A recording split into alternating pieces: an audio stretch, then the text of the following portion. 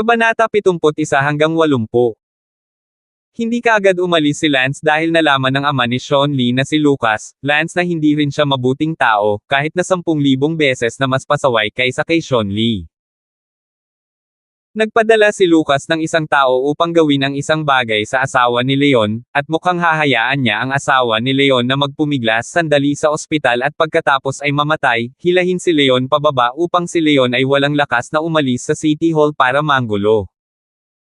Sa ganitong mga aksyon at malisyosong intensyon, ang mga taong iyon ay malaya pa ring mabuhay, si Lance ay kailangang maghinala sa mga butas sa mga batas ng mundong ito. Gustong gawin. Muling dumaikit si Lance sa dingding sa labas, hinahanap ang silid ni Lucas. Sa damuhan sa ibaba ng bilya, mayroong 2 Tibetan Mastiff na nakahandusay sa lupa, nang tila naramdaman ng mga Mastiff ang presensya ni Lance at naghahanda silang umungol. Agad na ibinaba ni Lance ang 2 tile. Swoosh! Ang 2 tile ay agad na bumaon sa ulo ng 2 Mastiff, at ang 2 Mastiff ay namatay bago pa man sila makagawa ng tunog. Napabuntong hininga si Lance, hindi siya nasisiyahan sa kanyang kasalukuyang mga kasanayan sa martial arts, ngunit kahit na ang mga Mastiff ay natukoy ang kanyang pag-iral, kung ito ay ang kanyang mga dating kasanayan sa martial arts, hindi ito malalaman ng Diyos. Pagkalipas ng ilang minuto, pumasok si Lance sa isa pang silid. Iyon mismo ang kwarto ni Lucas. Gayunpaman, si Lucas ay nakatulog na. May isang babae na nakahiga sa tabi ni Lucas, at ito ay ang kanyang asawa. Lumakas ang panloob na lakas ni Lance, at isang maliit na bugzo ng hangin ang umiihip sa silid. Nagising si Lucas mula sa kanyang pagtulog habang ang kanyang asawa ay tulog pa rin, dahil binaril na ni Lance ang kanyang asawa na walang malay. Nagulat si Lucas nang makita niya ang taong nakatayo sa kanyang silid. "Sino ka?" Natarante si Lucas at nagtanong. Sinabi ni Lance, "Maaari mo akong tawaging Dark Warrior." "Dark Warrior? Hindi ba ikaw ang bumangga sa bahay?" "Eksakto." Labis na nanlumo si Lance, hindi niya nagustuhan ang terminong magnanakaw sa bahay, tila walang naniniwala na ninanakawan niya ang mayayaman at nagbibigay sa mahihirap, lahat sila ay tinatrato siyang barter ng pagnanakaw ng bahay, hindi nakakagulat na buong lakas siyang hinanap ng mga pulis. "Anong ginagawa mo sa bahay ko kung hindi ka nagnanakaw ng bahay?" Sinabi ni Lance, "Kung saan may kawalang katarungan, nandyan ako." "Lucas, binaliwala mo ang buhay at ginawa mong patayin ng mga tao ang asawa ni Leon Dali, isang masamang gawa, aminin mo ba ang iyong pagkakasala o hindi?" Galit na galit si Lucas, "Ano ang gusto mo? Narito ako upang humingi ng hustisya para kay Leon ng buong lakas." "Lance, hustisya?" Nagbago ang mukha ni Lucas, naisip niya lang na narito siya para pagnakawan siya. Si Lucas ay malapit nang sumigaw, ang kanyang bodyguard ay natutulog sa tabi ng bahay at isang martial arts expert. Gayunpaman, may biglang puwersang yamakap sa kanyang balikat, at si Lucas ay hindi makasigaw, ang kanyang boses ay naging sobrang paos. "Hindi mo na kailangang magpumiglas pa, dahil nandito na ako, walang paraan para patuloy kang maging malaya at masaya ngayon. At saka, ang mga meridian ng iyong anak ay ganap na nasira, nagiging isang invalid na hindi kayang alagaan ang sarili. Hindi ba dapat kasama mo siya?" "Ano, anak? Ikaw? Oo. Bago ako pumunta sa kwarto mo, ibinagsak ko na ang mga meridian sa buong katawan ni Sean Lee." "Hindi." Ang boses ni Lucas ay paos at puno ng galit habang sumisigaw siya. "Kung alam mo kanina, bakit mo gagawin yon? Hindi mo sineseryoso ang iba, ganun din, hindi ka rin sineryoso ng iba, people versus. Masyadong patas ang mga tao sa kanilang mga sarili. Halimbawa, sa ngayon, para ka na lang ng asong dayami sa aking paningin, dahilan para wala akong pagnanais na igalang ka." Umiyak si Lucas, "Hindi mo ginawa iyon sa akin. She, may karapatan ka bang saktan ang pamilya ni Leon? Marami pang ibang tao na hindi ko kilala." "Hindi." Gustong magpumiglas ni Lucas. Itinuro ni Lance ang kanyang daliri. Paf! Ang mga meridian sa katawan ni Lucas ay pinutol, tulad ng kanyang anak, nakuha niya ang kanyang kabayaran, syempre, ito ay kabayaran lamang ni Lance, na sinundan ng gantimpala ng pulisya, sa pagkakataong ito ay may sapat na ebidensya, gaano man kahirap ang kanyang relasyon ay, hindi siya makakatakas sa batas. Syempre, hindi mangyayari para kay Lance na pribadong putulin ang kanyang mga meridian, ngunit si Lance ay nakagawa pa nga ng isang pagnanakaw, bakit siya matatakot sa isa pang krimen? Napabuntong hininga si Lance. Tiningnan ni Lance ang babae na natutulog pa rin sa kama, umiling, at pagkatapos ay tahimik na umalis. Naalala ni Lance ang babaeng itinali ni Sean Lee sa hotel at maglalaro magdamag ngayong gabi, at walang magawang bumantong hininga, tila hindi pa tapos ang mga bagay, at least pumunta ka at iligtas ang inosenteng babaeng iyon. Syempre, ang ebidensyang kriminal tungkol kay Sean Lee at sa kanyang anak na kinunan ngayong gabi ay kailangang ibigay sa Public Security Bureau. At ngayon, sa silid ni Lucas, nagising ang asawa ni Lucas mula sa kanyang pagtulog. Binuksan ng asawa ni Lucas ang lampara sa gilid ng kama, at nang makita niya itong asawa, sumigaw siya. Ano ang nangyayari sa iyo? Ang asawa ni Lucas ay sumigaw sa takot, agad na bumangon, at pumunta sa katabing silid upang tawagan ang lalaking iyon. Hindi nagtagal, dumating ang ilan sa mga tauhan ni Lucas at sumugod at agad na tumawag ng pulis. Gayunpaman, sa sandaling iyon, muling narinig ang sigaw ng asawa ni Lucas mula sa silid sa itaas. Ilan sa kanyang mga tauhan ay nagmadaling umakyat sa hagdanan sa takot. Nakita nila na si Sean Lee, tulad ng kanyang ama, ay hindi gumagalaw sa kama, tulad ng kanyang ama, na nasaayang din. Hindi nagtagal, dumating ang pulis, sa kalagitnaan ng gabi, nasaayang si Sean Lee at ang kanyang anak, at karapat-dapat din ito, alam din ng pulisya na si Sean Lee at ang kanyang anak ay hindi mabubuting tao, at hindi nakikiramay sa kanila. Captain, dali, halika dali, lumitaw ang Dark Warrior, napilayan niya si Sean Lee at ang kanyang anak sa kalagitnaan ng gabi.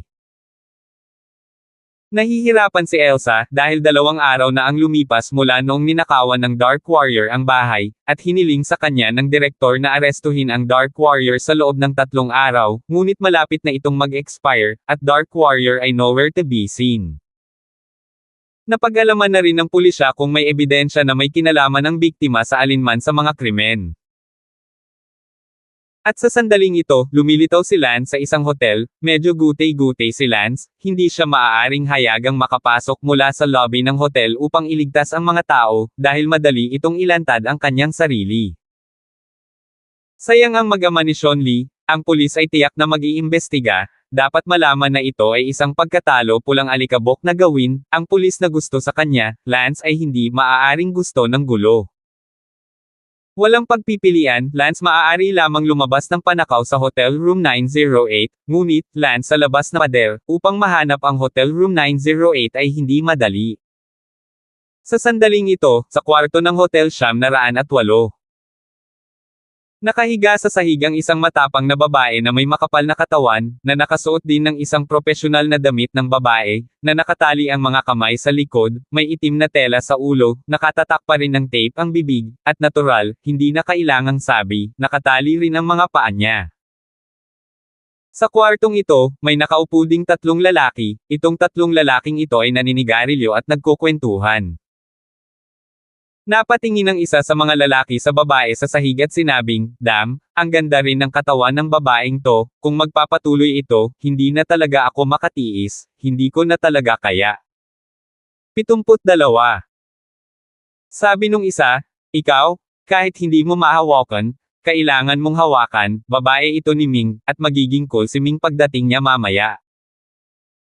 Pero, ang ganda at sexy nitong sisiw nakahiga na naman sa sahig, hindi ko talaga mapigilan ang sarili ko.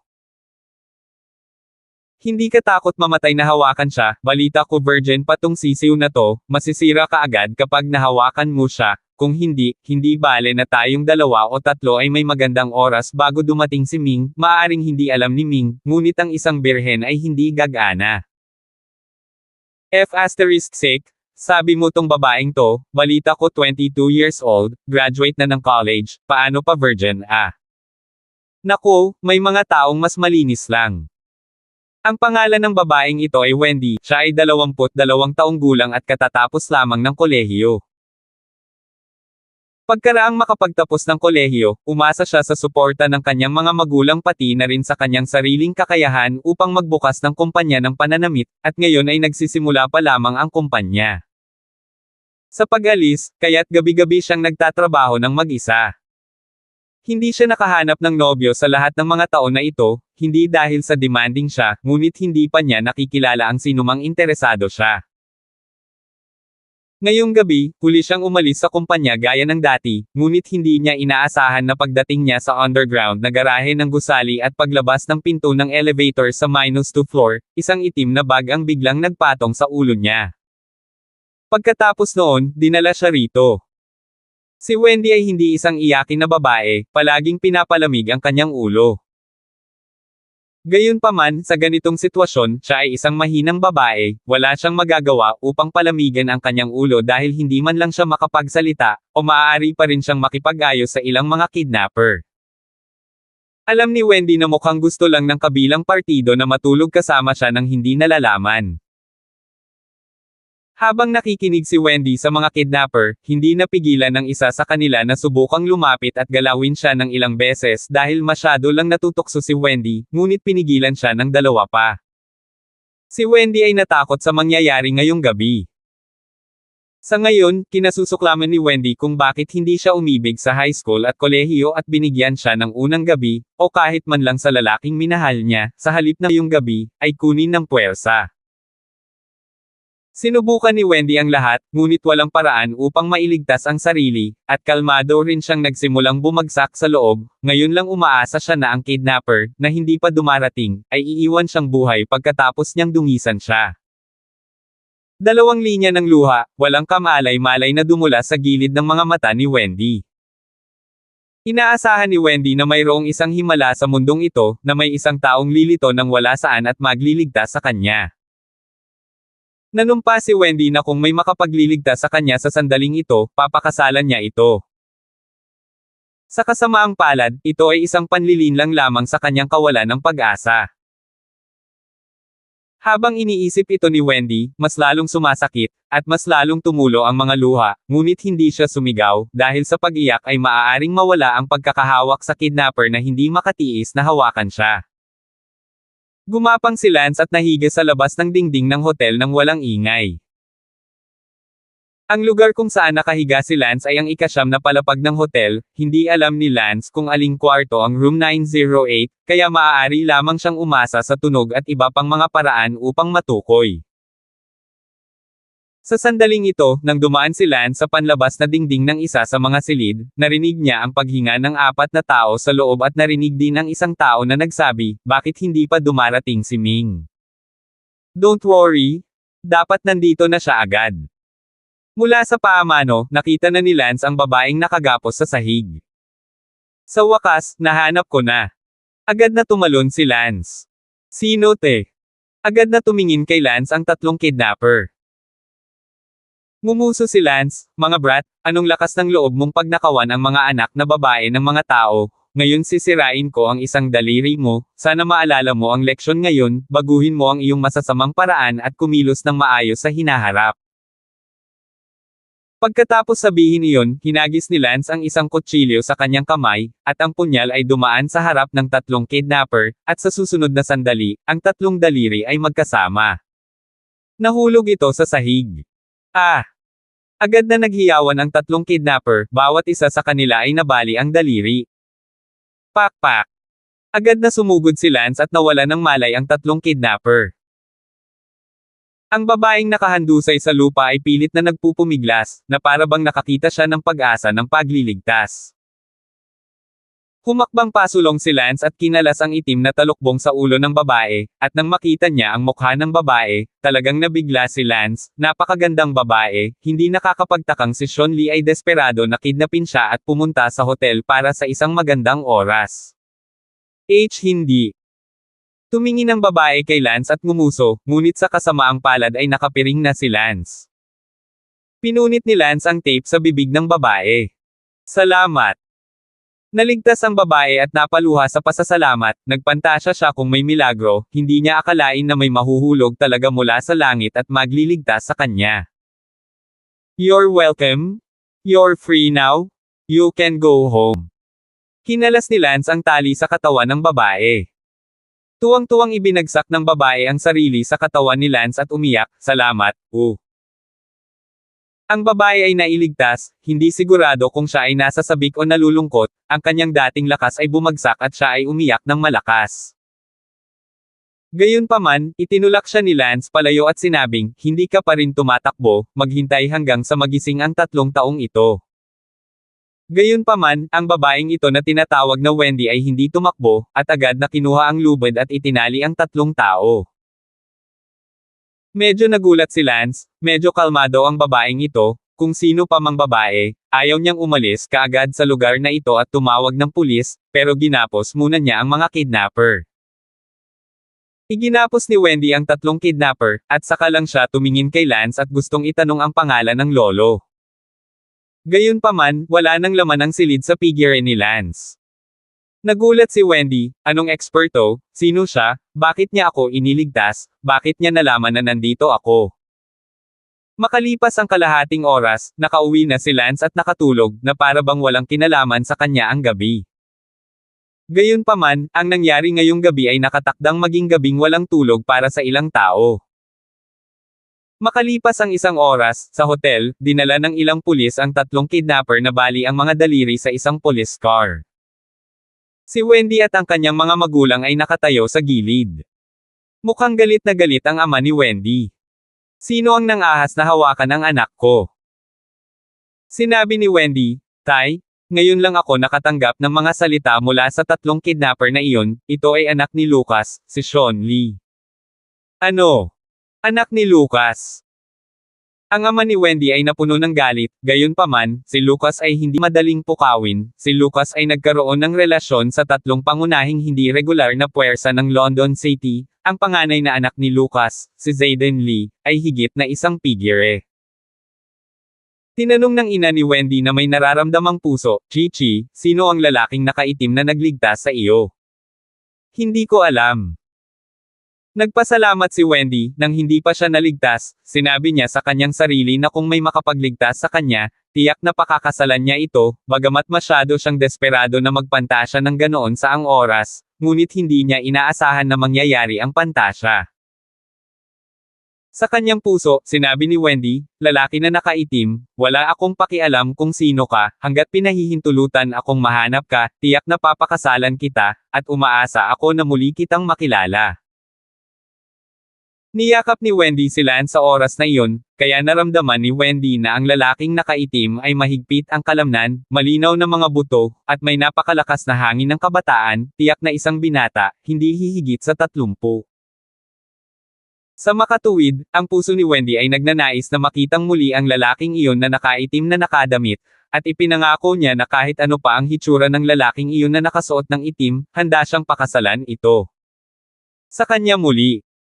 Nakita rin ng lalaking nakaitim ang kanyang kagandahan at figure, ngunit wala siyang ginawang kalapastanganan, ni hindi siya natuwa sa kanya. Naniniwala si Wendy na ang lalaking nakaitim ay talagang may mataas na moralidad. 73.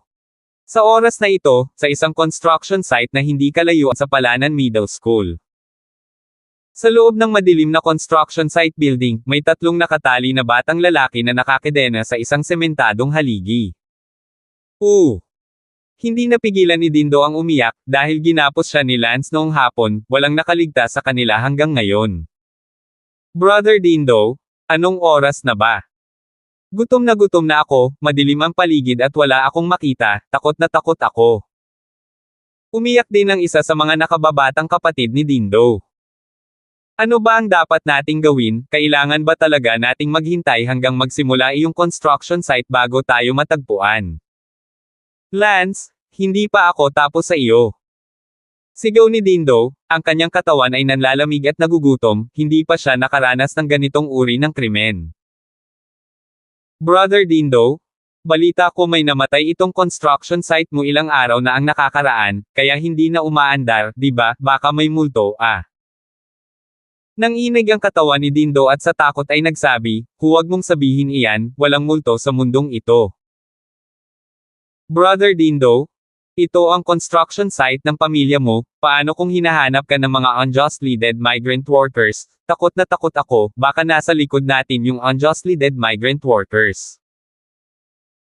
Ang isa pang maliit na kapatid na lalaki ay abala sa pagsasabing, mga kapatid na multo, huwag mo akong hanapin hindi ko ito pinagtatayuan ng bahay Nanginig si Dindo sa buong katawan at lumingalinga, inabot ang kamay at wala siyang nakita. At naalala ang aksidenteng nangyari sa construction site na ito ilang araw na ang nakakaraan, bigla itong kilabot. Paano kung talagang lumabas ang mga hindi makatarungang pinatay na mga migranteng manggagawa na hinahanap siya? Unang website Consyo 8. Net. Lance, galit ako sa iyo. Sigaw ni Dindo sa takot, napupuot kay Lance hanggang sa utak ng kanyang mga buto. Kinabukasan, nagising si Lance, naghilamos ng mukha at nagsipilyo, pagkatapos ay kumain ng almusal at naghanda para sa paaralan, na tila nakakalimutan ang mga pangyayari kagabi. Habang si Lance ay kumakain ng almusal, ang TV sa dingding ng dining room ay naglalaro ng balita sa umaga, at si Sally ay nanood ng balita nang hindi kumukurap. Sa alauna ng umaga ngayon, ang huling pagnanakaw, ang natalo ng pulang alikabok na nagsasabing ninakawan niya ang mayayaman para tulungan ang mahihirap, sa wakas ay nagpakitang muli at gumuho ang mga Meridian ng sikat na negosyante ng lungsod ng London na si Lucas pati na rin ang kanyang anak na si Sean Lee, na ginagawang invalid ang kanilang mag-ama na hindi kayang alagaan ang kanilang sarili. Panoorin natin ang live na ulat. Lumipat ang screen ng TV sa eksena, at itinuro ng isang reporter ang isang silid at sinabing, ito ang pinangyarihan ng krimen. Kagabi bandang 1 AM, si Sean Lee ay napilayan ng kanyang mga Meridian at bumagsak sa sahig na ito, hindi makagalaw. May kapansanan habang buhay. Ayon sa dikta ni Sean Lee at ng kanyang anak, ang lalaking nakaitim ay nagsabing siya ay unang pulang alikabok. Interview natin ang sinabi ni Interpol Chief Elsa. Isang babaeng pulis na nakasuot ng uniforme ng pulis ngunit hindi maitago ang kanyang mainit na katawan at may malaanghel na mukha ang lumabas sa screen, ito ay si Elsa. Nakita muli ni Lance si Elsa sa TV at kinailangan niyang mamangha dito, ang mainit na sisiw na ito ay talagang maganda, hindi lang masyadong banayad.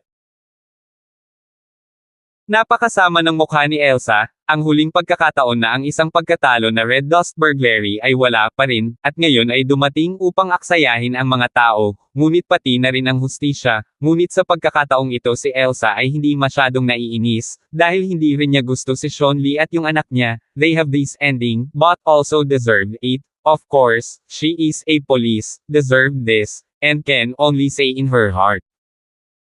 Miss Elsa, nabalitaan kong nandito ka buong gabi at nag-iimbestiga, may progress na ba kayo? Tanong ng reporter. Sinabi ni Elsa, ang bastos na ito, minamaliit ko siya, tila ang kanyang mga kasanayan sa martial arts ay mas mataas kaysa sa inaasahan ko, na walang naiwan sa kanya. Huling pagkakataon na ang isang unang pulang alikabok ay nagnakaw ng higit sa 3 milyon, na nagbabanta na ninakawan ang mayayaman upang tulungan ang mga mahihirap, habang sa pagkakataong ito ay nagbabanta na iunat ang mali. Miss Elsa, ano sa palagay mo? Tulad ng alam mo, si Sean Lee ay pinawalang sala ng korte kahapon, sa tingin mo ba ay may anumang koneksyon sa pagitan ng dalawang pangyayari? Nagsalubong ang mga kilay ni Elsa, bilang isang pulis, hindi niya masyadong maibigay ang kanyang personal na opinyon sa mga ganitong bagay. Sinabi ni Elsa, tungkol sa pagiging patas ng hatol sa kaso ni Sean Lee, hindi ako magkokomento tungkol dito, wala itong kinalaman sa nilalaman ng aking trabaho. Alam ko lang na ang aking tungkulin ay protektahan ang kaligtasan ng mga mamamayan ng lungsod ng London. Ang magnanakaw na ito, Dark Warrior, na nagpapantasya na siya ang sagisag ng hustisya, ay lumabag sa batas, at gagawin ko ang lahat para dalhin siya sa hustisya. Tumingin si Sally sa TV at sinabing, na-scrap pa nga si Sean Lee, pero dapat maraming tao ang sumusuporta sa Dark Warrior sa pagkakataong ito. Ngumiti si Lance, Miss, sa tingin mo rin ba ay dapat tanggalin si Sean Lee? Sinabi ni Sally, "It's none of my business. Seanli is not a good thing, and Dark Warrior is definitely not a good thing." Bakit miss, hinahangaan ko ang mapagmahal na espiritu ng Dark Warrior.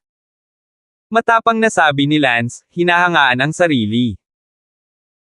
Kahit anong krimen ang ginawa ni Seanli, walang karapatan ang mga pribadong individual na tanggalin ang kanyang mga meridian. Kung ganito ang lahat sa mundo, matagal na sanang magulo ang mundo, walang mga patakaran.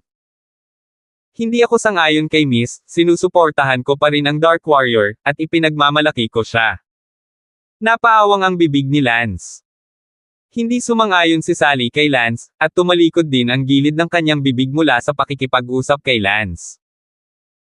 Sa sandaling ito, kumukulo ang buong lungsod ng London sa balita tungkol sa isang pagkatalo ng pulang alikbok na sumire kay Seanli at sa kanyang anak. Pagkatapos ng hapunan, sina Lance at Sally ay nagmaneho papunta sa paaralan. Ang unang bagay na kailangan mong gawin ay tingnan ang kotse at tingnan kung magandang ideya na tingnan ang kotse. Si Bella Pallen at Lina ay naglalakad palabas ng eskinita, naghahanda na sumakay ng bus papunta sa paaralan, at nag-uusap sila habang naglalakad. Bella, nakakapanabot na gumising ngayong umaga at makita ang mga balita mula sa maagang oras kagabi. Bueno, ang Dark Warrior ay talagang isang mahusay na mandirigma, ninakawan ang mayayaman at tinutulungan ang mahihirap, at itinataguyod ang hustisya. Nang imbitahan namin si Lance sa tanghalian kahapon, iniisip ko na magiging maganda kung may lalabas para magbigay ng hustisya. Pero hindi ko inaasahan na may lalabas talaga. Sinabi ni Lina, "Oo, maraming tao ang nagbabahagi ng aming mga iniisip, at nakakatuwang makita ang balitang ito." Gayunpaman, marami rin ang nakadarama na mali ang ginawa ng Dark Warrior, at iniisip na pinatay niya ang kanyang sarili. Suan, ano sa tingin mo? Umiling si Bella Pallen, "Hindi ko maintindihan, ngunit hindi ako naniniwala na ang Dark Warrior ay maling akusahan ng mabubuting tao at aalisin ang kanilang ama at anak, dapat may dahilan iyon." Well, kahit na maraming tao ang nagsasabi na ang Dark Warrior ay masyadong walang awa, naniniwala din ako na ang Dark Warrior ay isang mabuting tao. Si Lance ang nagmaneho ng BMW sa paaralan. Halos lahat ng tao sa paaralan ay tinatalakay si Seanli at ang pagpapawalang bisa ng kanyang ama, at si Lance ay hindi luhok sa talakayan upang hindi magbunyag ng anumang mga bakas. Ay nalaman na siya ay isang pagkatalo ng pulang alikabok, tiyak na hindi maaaring umupo sa silid-aralan ng kasing dali ng ngayon, magtrabaho upang matalo, kailangan ding tumakas, marahil ay isang caught pa si Kent. Ito ay bihirang para sa Lance na tumira sa saglit sa mundong ito. Hindi nagtagal natapos ang unang klase ng umaga, at ginugol ni Lance ang buong klase sa paglalaro ng kanyang telepono, nagsusumikap na lubusang maunawaan ang mundong ito sa lalong madaling panahon. 74. Sa sandaling ito, sa isang tiyak na Lockery Villa sa London City. Si Dindo ay naligo. Si Dindo ay iginapos ni Lance sa construction site kahapon hanggang alas 4 ng umaga, pagkatapos ay iniligtas siya ng kanyang pamilya pabalik sa kanyang tahanan. Bumaba si Dindo at natagpuan ang higit sa 100 tao na nakaupo sa sala, ang kanyang mga magulang, mga tiyuhin at mga tiyuhin ay lahat ay may malamig na mukha, isang kakaibang kapaligiran sa sala. "Dindo, hindi ka pa ba matutulog? Tutal, alas 5 na nang nailigtas ka sa bahay ng madaling araw, at ilang oras ka lang natulog." Nababalisa ang sinabi ng ina ni Dindo. Kinagat ni Dindo ang kanyang mga ngipin, "Hindi ako makatulog, pinahirapan ako ng husto ni Lance, paano ako makakatulog, kung papasok ako sa paaralan ngayon?" Bago bumangon si Dindo, ang ama ni Dindo at ang iba pa ay nag-uusap sa sala tungkol sa bagay na ito, at ang mga kahihinatnin ay inaasahang magiging malala. "Oo nga," galit na sinabi ng ama ni Dindo, "yung si Lance, na itinali ang anak ko sa construction site, hindi dapat itigil ang bagay na ito." Sinabi ni Dindo, "Tatay, ako na mismo ang magsosolve sa bagay na ito." Ayaw ni Dindo na magpadala ang kanyang pamilya ng mga eksperto sa paaralan para tulungan siyang linisin si Lance sa ngayon. Pagkatapos ng lahat, kung alam ng iba pang mga kontrabida ang tungkol sa ito, siguradong tatawanan sila, ang mga hallowed campus villains, pero napakawalang kwenta niya. Dindo, hindi mo ba sinabi na ang martial arts skills ni Lance ay mas mahusay kaysa sa iyo? Paano mo ito aayusin? Ngumuso si Dindo, maraming tao sa paaralan na ang martial arts skills ay mas magaling kaysa sa akin, nabully na ba ako dati? Papasok na ako sa school. Nagmaneho si Dindo palayo sa bahay. Pagkaalis ni Dindo, sinabi ng tiyuhin ni Dindo, hindi hinahayaan niya na madamay ang kanyang pamilya sa kanyang paaralan, ngunit hindi natin hahayaang ay bully ng Lance na iyon si Yan. Inimbestigahan ko na si Lance ay ang campus bodyguard na tinanggap ni Kent para sa kanyang anak. Paano kung tawagan si Kent at katok siya, kung hindi pa rin alam ni Kent kung paano magsisi, huwag sisihin. Sa amin sa pagiging bastos sa kanya sa mall.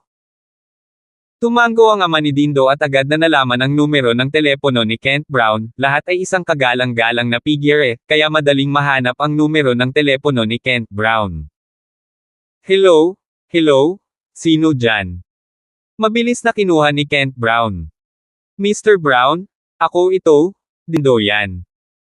Bahagyang nagulat si Kent Brown nang marinig na ang kabilang partido ay si Dindo yan, karaniwan ay wala silang gaanong pagkakaibigan at hindi nagtutulungan sa mall.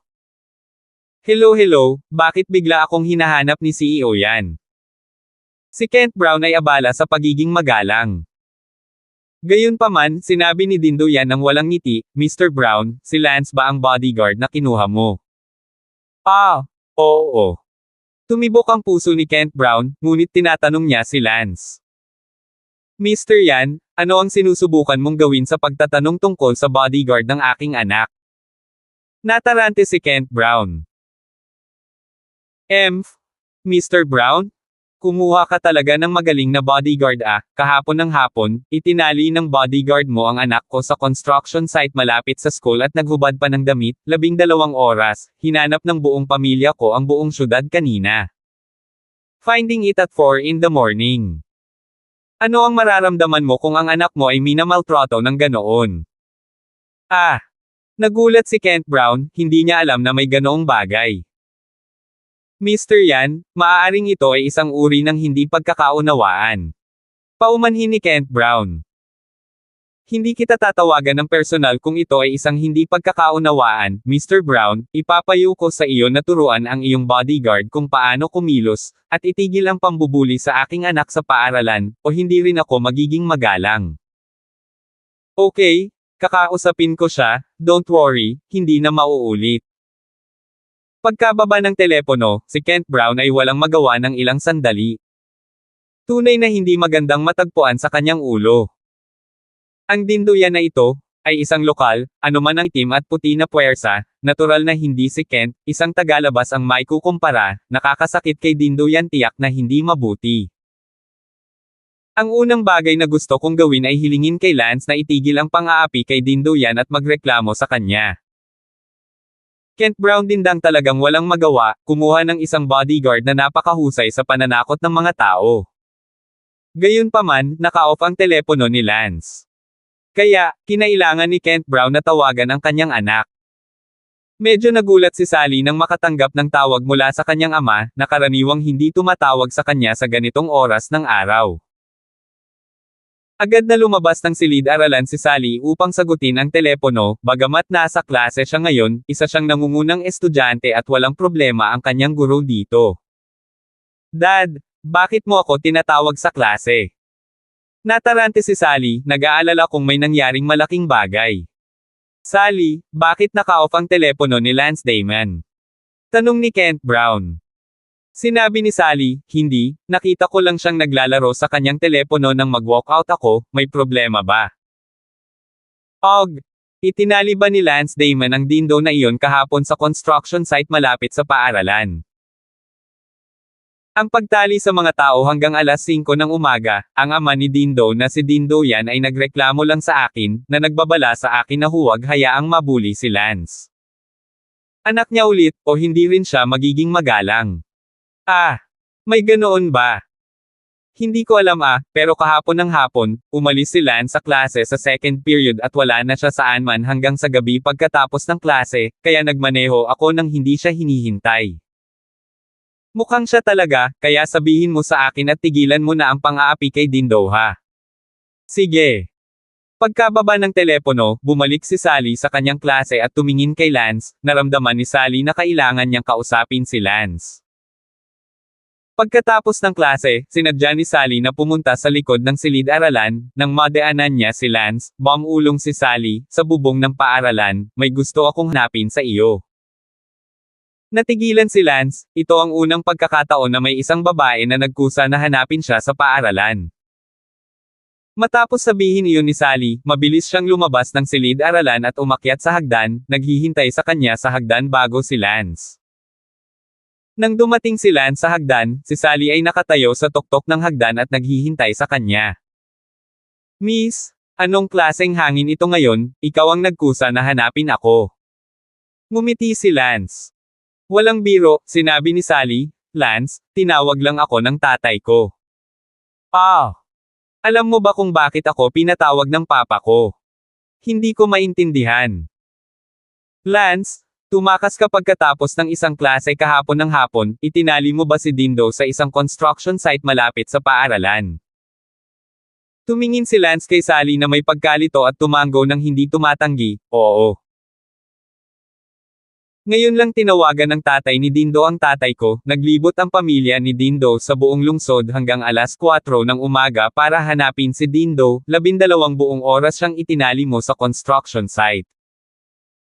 Tumawa si Lance, nahanap siya ng napakabilis, akala ko aabutin ng ilang araw, ang bastos na ito, bilangin mo siyang swerte. Tiningnan ni Sally ang tono ni Lance, na para bang iniisip niya na hindi pa ito sapat. Lance, tumatawa ka pa? Niloko mo si Dindo, sinisisi ng lahat ang tatay ko, gusto mo bang maging kaaway ang tatay ko dito sa buong bayan? 75. Talagang hindi alam ni Lance kung posible pa bang i-bully ang mga tao kapag ang gayong maliit na bagay ay talagang makakahanap ng daan patungo sa ulo ni Kent. Sinabi ni Sally, ayoko nang magsabi pa, gayon pa man, sinabi sa iyo ng tatay ko na itigil mo na ang pang-aapi na talagang magiging bastos si Dindo, o ang ama ni Dindo. Sinabi ni Lance, kung hindi ka magalang, kung gayon hindi ka magalang, hindi ako natatakot. Hindi ka natatakot ang tatay ko, matagal ko nang sinabi sa iyo na ang tunay na qualified na bodyguard ay ang nagsisiguro na ligtas at maayos ang pamilya ng kanyang amo, hindi kung magaling siya sa martial arts o hindi, magaling ka sa martial arts, pero paulit-ulit kang nagdulot ng gulo para sa tatay ko. Hindi ka natatakot sa iba, pero kung hindi ka nila kakayanin, ibababa nila ang tatay ko, at ako. Sa mundo ng negosyo, kapag nasaktan ka, isa pang kalaban, baka mawalan ka ng 10 milyon. Sige. Naalala ko, hindi ko na lang ibubuli si Dindo. Natahimik si Lance. Tumango si Sally, nang makitang hindi nakipagtalo si Lance at nakaharap sa kanya, medyo nasiyahan siya. Bagamat naramdaman niyang hindi maganda si Lance sa mga tuntunin ng karakter, kailangan niyang handgun siya sa mga tuntunin ng martial arts, pagkatapos ng lahat, ang yan na iyon. Siya ay hindi isang mabuting tao, ngunit siya ay nilinis ni Lance hanggang sa punto kung saan ang kanyang mga magulang ay pumasok. Dumating si Dindo sa paaralan. Unang tinawag ni Dindo si Hong. Hoy, Dindo, anong meron? Hong, hinihiling ko ang isang plenary meeting ng Evil Minority Committee. Bakit mo gustong magpatawag ng plenaryo na pulong ng Evil Villain Committee? Tanong ni Hong. Ang isang segundo upang tandaan na basahin ang libro. Si Hong ang no. Isang kontrabida ng Palanan High School, ang chairman ng Villain Committee. Galit na sinabi ni Dindo, alam mo iyon, hindi ba, Lance? Sinabi ni Hong, alam ko, ang ika-6 na kinikilalang kontrabida sa campus, kakausapin ko rin siya, binabati kita at naging isang marangal na miyembro ng komite ng kontrabida, hayaan siyang mag-set up ng isang talahanayan ng 10 o 8 upang magdiwang. Sinabi ni Dindo, hindi na kailangan, humingi ako ng plenary meeting ng Vicious Youngsters Committee para lang magsampa ng reklamo laban sa kanya, itong anak na babae, lahat ay isang campus bisyo na kabataan, ngunit hindi niya ako binibigyan ng anumang mukha sa lahat. Hinahabol ko si Yvonne, at kahapon ay hindi ko na kinaya, kaya nahuli ko si Yvonne at ginahasa siya sa construction site. Kahit sa aking mga kamay, ako ay nakatali sa construction site, Yvonne Rescue. Ang kumpanya ay nasa proseso ng pagbuo ng bagong produkto sa nakalipas na 2 taon, at nagtatrabaho sa pagbuo ng bagong produkto ng higit sa decade. I demand a plenary meeting, sang-ayon ka ba o hindi?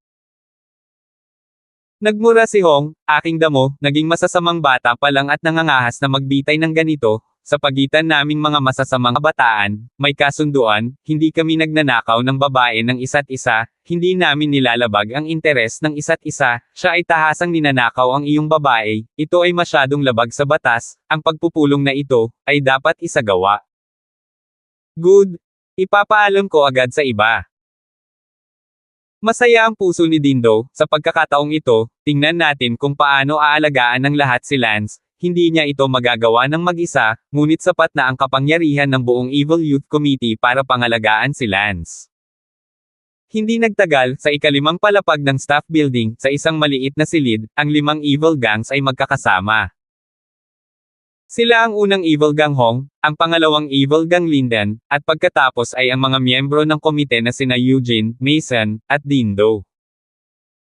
Ang pangalawang evil gang Linden ay nagtanong, bakit tayo nagdaraos ng isang pulong sa plenaryo ngayon?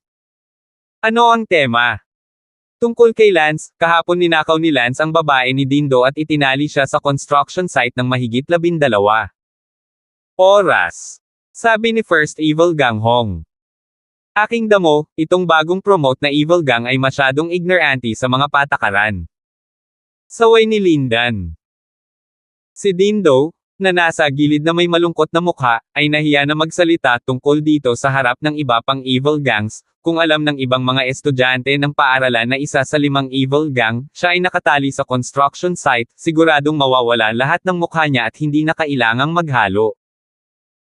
Sa sandaling iyon, nakita ng lahat na ang isa sa mas mababang makontrabida, si Eugene, ay hindi masyadong maganda.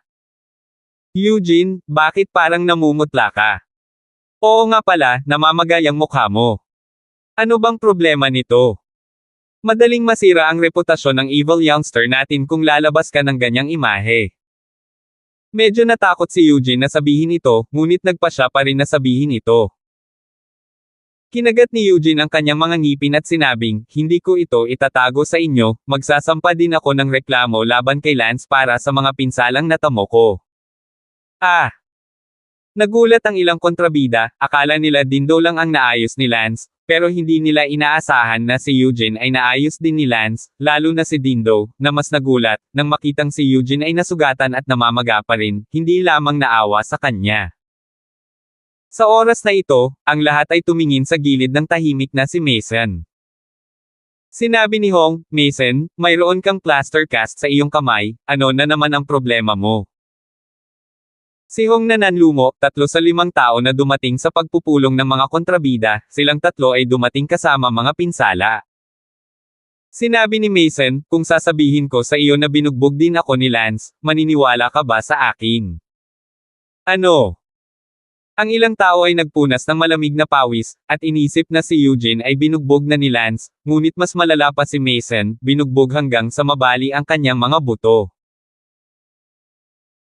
Sinabi ni Mason, ako ay isa sa mga unang nabugbog ni Lance, noong Biyernes, ngunit hindi ko alam na siya si Lance noong panahong iyon, hanggang sa nabasa ko ang post sa paaralan kahapon, at napagtanto ko na ang taong bumugbog sa akin, at ang taong dumurog sa aking sasakyan para ice scrap, ay ang bagong kontrabida, si Lance. Ang bagay na ito ay tumawag na ng pulis ang aking pamilya, ang aking 1 million plus na kotse ay hindi maaaring basagin ng walang kabuluhan. Kahit na si Dindo hindi niya ito sasabihin ngayon, dadalhin ko ito para sa isang plenary meeting ng Evil Gang Committee. Nagkatinginan sina Hong at Linden, parehong nakita ang pagkabigla at galit sa mga mata ng isa't isa, tahimik si Lance, at binugbog ang 3 sa 5 masasamang kabataan. Sinabi ni Hong, mukhang kailangan na ipatawag itong buong pulong ng Committee of the Five Evil Youngsters ngayon. Bakit hindi pa dumarating si Lance? Eugene, hindi ka ba kaklase ngayon ni Lance? Bakit hindi mo siya tinawagan? Nanlumo si Eugene, huwag mo nang banggitin, hindi pa ako nakakapasok sa klase. Dati ako ay nasa klase at kaya kong maglakad sa kabila ng silid, ngunit ngayon si Lance ay nakaupo sa susunod na hanay sa tabi ko, ano ba, hindi ako komportable sa lahat. Palaipat-lipat ako ng klase, kung hindi ay supilan ako ni Lance, at hindi ako makapagpapanggap na may sakit sa mahabang panahon. Sinabi ni Mason, magpalit ng klase. Hindi mo ba gustong habulin si Sally? Kung hindi mo ako hahabulin, maaari akong pumalit, at pagkatapos ay huwag mo akong sisihin sa hindi pagpansin sa Evil Young Protocol. Ngumuso si Eugene, tinatamaan din ni Lance si Sally, sa tingin mo bakit pa ako makikipag-away kay Lance? Talagang maglalagay ng ginto si Eugene sa kanyang mukha, 3 suntok at 2 sipa ang inasikaso ni Eugene. Lance, at nagkaroon pa rin siya ng lakas ng loob na tawagin itong isang malaking labanan. Galit na galit si Dindo, iniligtas ni Lance si Yvonne kahapon, sadyang sinusubukang makuha ang mabuting kalooban ni Yvonne, ngunit hindi ko inaasahan na susubukan niyang saktan muli si Sally, sobra na ito. Ngumuso si Linden, sa kabutihang palad, hindi natama ni Lance ang aking Bella Palan, kung hindi ay pinagsisisihan ko siyang dumating sa mundo. Kabanata 76. Tumingin si Dindo kay Linden at talagang gustong sabihin sa kanya na sinasaktan na ni Lance si Bella Palan at binalaan siya na huwag siyang hawakan kahapon sa construction site. Gayunpaman, hindi nang ahas si Dindo na sabihin ito dahil nilabag na niya ang Evil Youngster Agreement sa pamamagitan ng pagsisikap na palihim na habulin si Bella Palan. Sa sandaling ito, lahat ng mga mag-aaral sa paaralan ay nasa klase. Biglang tumunog ang radyo ng paaralan. Hey, please Lance, pumunta ka sa 5th floor ng staff building para dumalo sa plenary meeting ng Evil Youth Committee. Pinatugtog ulit ang announcement, please Lance, senior class 32, please go to the 5th floor of the staff gusali upang dumalo sa pulong plenaryo ng Evil Youth Committee pagkatapos marinig ang anunsyo. Natigilan si Lance nang marinig niya ang anunsyo, lahat ay nasa tahimik na klase sa oras na ito. Sa klase 32, nagkataon na ang klase ng guro ng klase na si Mr. Zimmer Chen. Si Mr. Zimmer Chen ay nagtuturo, ngunit isang bigla ang anunsyo ang humadlang sa kanya. Ang kumpanya ay nasa proseso ng pagbuo ng bagong produkto sa nakalipas na ilang taon, at nagtatrabaho sa bagong produkto sa loob ng mahabang panahon. Huminto si Mr. Zimmer Chen sa kanyang lecture at binasag ang kanyang chalk sa lectern table, masakit sa loob. Ang buong klase ng 32 estudyante ay lahat ay tumingin kay Lance, kabilang si Sally. Sa unang pagkakataon na nasa klase ako, kailangan kong maghintay hanggang sa matapos ang klase upang gumawa ng isang pampublikong anunsyo, ngunit ngayon ay nasa klase ang buong paaralan. Hindi nilayo ni Lance na pumunta sa anumang sesyon ng plenaryo. Nakita ni Mr. Zimmer Chen na hindi lalabas ng klase si Lance at sinabing may itim na mukha, magpatuloy sa klase. Sa sandaling iyon, nagring ang telepono ni Mr. Zimmer Chen, at nang tingnan niya, si Eugene ang tumatawag sa kanya. Muling nagalit si Mr. Zimmer Chen, pinulot niya ito, para lang makita kung ano, eksakto, ang gustong sabihin ni Eugene. Para saan? Walang magandang mood si Mr. Zimmer Chen. Teacher Chen? Nasa klase ba si Lance? Tanong ni Golden Tiger. Ano ang maaari kong gawin para sa iyo? Iyan, ipaalam mo kay Lance at sabihin sa kanya na magmadali para sa pulong. Gustong basagin ni Mr. Zimmer Chen ang kanyang telepono, ano ang pagpupulong, ginagawa itong napakahusay, na parang mas mahalaga ito kaysa sa klase. Sinabi ni Mr. Zimmer Chen, huwag mo nang abalahin ang aking klase, wala akong oras, kailangan mong ipaalam sa iyong sarili. Nagsalubong ang mga kilay ni Eugene, at galit na sinabi niya, Teacher Chen, papatayin ka kung ipaalam mo, dalhin mo ang telepono kay Lance, huwag mo akong piliting gumawa ng mali sa iyo. Pinandilatan ni Mr. Zimmer Chen si Lance at galit na sinabi, para sa iyo ito. Kinuha ni Lance ang telepono. Hello? Sino ta? Ako ito, Eugene. Tila may suporta si Eugene ng komite at nagsalita ng malakas. Para saan? Paano kung hindi ako pumunta? Sabi ni Lance. Ikaw ang bahala sa kahihinatnan nito. Natuwa lang si Lance. Huminga si Mr. Zimmerchen, Lance, mangyaring huwag istorbohin ang ibang mga estudyante sa klase dito. Ibinaba ni Lance ang kanyang telepono, kung gayon, nagpunta si Lance upang magdaos ng pulong ng Evil Youth Committee. Umalis si Lance sa klase at pumunta sa ikalimang palapag ng staff building, isang maliit na kwarto, ito ang staff meeting room, kakaunti lang ang staff na kadalasang nagkikita dito. Pumasok si Lance, 5 tao ang nakaupo sa loob. 3 sa kanila ang magkakilala, sina Mason, Eugene, at Dindo, habang ang 2 pa ay hindi magkakilala, at ang 5 sa kanila ay sabay na tumingin kay Lance. Lance, dumating ka na sa wakas. Sabi ni Linden. Hindi kilala ni Lance itong si Linden, tumingin kay Linden at ngumiti, sigurado akong ang numero 1 kontrabida ng Palanan High School ay ikaw. Natigilan si Linden, hindi talaga siya naintindihan ni Lance bilang numero 1 evil teenager ng White Cloud High School, si Hong ang number 1 evil teenager. Sa puntong ito ay hindi nang ahas si Linden na makipagtalo kay Hong, pagkatapos ng lahat, Hong ay mas malakas at mas masama kaysa sa kanya, sa sandaling si Hong ay mas malakas pa sa 3 batang babae sa kakahuyan, ang record na ito ay hindi nabasag ng sinumang masamang teenager. Gayunpaman, si Hong, na nakaupo sa tabi ni Linden, ay nalungkot, ano ang nakasigurado sa iyo na siya ang numero 1 evil gang? Hindi kaya ako iyon. Tumingin si Lance kay Hong at ngumiti, itong estudyante, mukhang mahina ang mukha mo, maliban sa mapang akit na tingin sa pagitan ng mga kilay mo, wala kang dominanteng mukha. At itong nasa tabi mo, matangkad at malaki, na may maayos na mga paa, masamang mga mata, at isang mabangis, masama ang tingin sa pagitan ng kanyang mga kilay na parang inagaw niya ang kanyang manugang, hindi dapat mahina sa martial arts, sinusubukang itanong kung ang gayong tao ay hindi ang pangunahing kasamaan, sino, kaya napagpasyahan ko na siya ang numero 1 kasamaan sa Palanan High School. Galit na galit si Hong, nasabi na mayroon lamang siyang imahe ng isang mabangis na gangster sa pagitan ng kanyang mga kilay, nang walang anumang pangangibabaw, nagmumura, ginadamihan kita. Sinabi mo talaga na mukhang hindi ako dominante kaysa sa kanya. Sinabi ni Lance, wala ka talagang kabangisan ng isang tao na magulang. Umungol si Hong, Lance, makinig ka sa akin, ako ang numero 1 masamang kabataan ng Palanan High School, Hong, may mga mata ka ba? Ah, ikaw pala? Ha? Kaya isang pagkakamali, hindi nakakagulat na ang tono ng kanyang kamahalan ay hindi kasiya siya.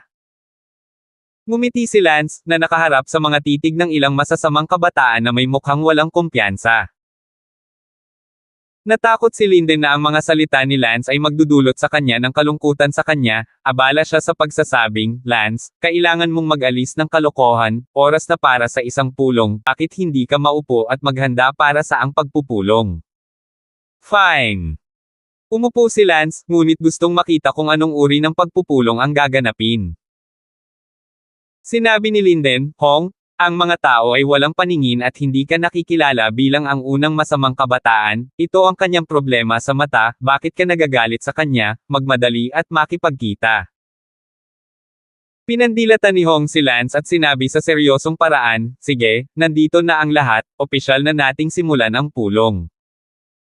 Ang ilang mga kontrabida lahat ay tumingin kay Lance at pagkatapos ay tumingin kay Hong. Sinabi ni Hong, Lance, ang pulong ngayon ay higit sa lahat tungkol sa iyo, ang iilan sa kanila ay magrereklamo tungkol sa iyo. Ano ang reklamo sa akin? Ngumiti si Lance. Una, noong hahalayan na ni Dindo si Ivan kahapon, ikaw ba ang sumire sa kanyang magandang kapalaran? Oo. Tumango si Lance. Lance, bakit mo sinasabotahe ang magandang kapalaran ni Dindo, gayong sinabi na ni Dindo na lahat tayo ay kontrabida sa campus, at iginiit mo pa rin ito, hindi ba? Sinabi ni Lance, nais ni Dindo na gumahasa ng mga babae, kailangan ko bang makita ang pinakamalakas at hindi sila iligtas? Kumatok si Hong sa mesa, Lance, nagkakamali ka, nilabag mo ang aming basic code of villainy. Bakit ka nire-rate ng mga estudyante bilang isang masamang kabataan? Hindi dahil sa magaling ka, kundi dahil ikaw, re-evil. Ano ang pinakapangunahing tuntunin ng kasamaan? Dindo, sabihin mo kay Lance. Bumantong hininga si Dindo at sinabing, ang pangunahing tuntunin ng isang masamang binata ay gumawa lamang ng masasamang bagay, hindi mabubuting bagay. Sinabi ni Hong, Lance, naririnig mo ba ako? Sinusubukan mo lang na bigyang katwiran ang iyong mga aksyon kahapon, at alam ng buong paaralan kung anong uri ka. Ang mukha ng aking pagtatanong ay isang hindi direktang indikasyon na puno ka ng mga pagdududa sa loob mo, hindi iyon masama. Tumawa si Lance, punong-puno ako ng pag-aalinlangan sa iyo sa loob. Sigurado ka bang hindi ka nagbiro? 77. Sinabi ni Hong, kung wala kang pag-aalinlangan laban sa akin, nang tanungin kita kung bakit mo sinisira ang mabubuting gawa ni Dindo, bakit kailangan mong magdahilan na ito ay para iligtas ang mga tao. Maaari mo sanang sabihin ng hayagan at sa totoo lang, gusto mo rin si Yvonne, kaya ang katotohanan na gumagawa ka ng mga dahilan ay sapat na upang ipakita na puno ka ng pag-aalinlangan sa akin sa loob. Nakakatawa, kalimutan mo na, pagkatapos ay hayaan kang magpatuloy sa pagiging makasarili. Inilibot ni Lance ang kanyang mga mata, ang mga taong ito, tingnan kung ano ang gusto nilang gawin. Ngumuso si Linden, Lance, alam ng lahat na si Yvonne ang hinahabol ni Dindo, okay lang kung hindi mo tutulungan si Dindo na halayin si Yvonne, okay lang kung sabotahe mo siya, okay lang. Kung sinasabotahe mo siya, itinali mo pa rin siya sa construction site, kasuklam-suklam ang iyong pag-uugali. Nagreklamo si Dindo sa komite ngayon, tiyak na mabibigyan ng hustisya ng komite si Dindo. Haha, magandang hustisya, gusto kong makita kung anong klaseng hustisya ang gusto mo. Tumawa si Lance. Kumatok si Hong sa mesa at sinabing, Lance, mangyaring magseryoso. Bilang karagdagan sa pagrereklamo ni Dindo tungkol sa iyo, mayroon ding Eugene, sinabi ni Eugene na ang lahat ng pinsala sa kanyang katawan ay dulot mo, tama. Tumango si Lance, oo. Lance, wala ka bang sophistry? Dahil miyembro ka rin ng komite, natural na may karapatan kang tuso, at kung nararamdaman mong naagrabyado ka sa alinman sa mga reklamo, maaari mong ipagtanggol ang iyong kaso. Hindi, talaga, wala sa mga reklamo ang naagrabyado sa akin, lahat sila ay hindi naagrabyado. Lance, nakakainis sa akin ang tono mo, may nagawa kang mali at tumitilao ka, sabi ni Hong. Haha, tama ba? Lance, matagal nang hinahabol ni Eugene si Sally, at kahit na gusto kong isaalang-alang na hinahabol siya ni Eugene at hindi niya masisira ang pangunahing kasunduan sa pagitan ng mga masasamang kabataan, ngunit gusto mo pa ring patulan. Sally, sinasabi mo sa sarili mo, tao ka pa ba?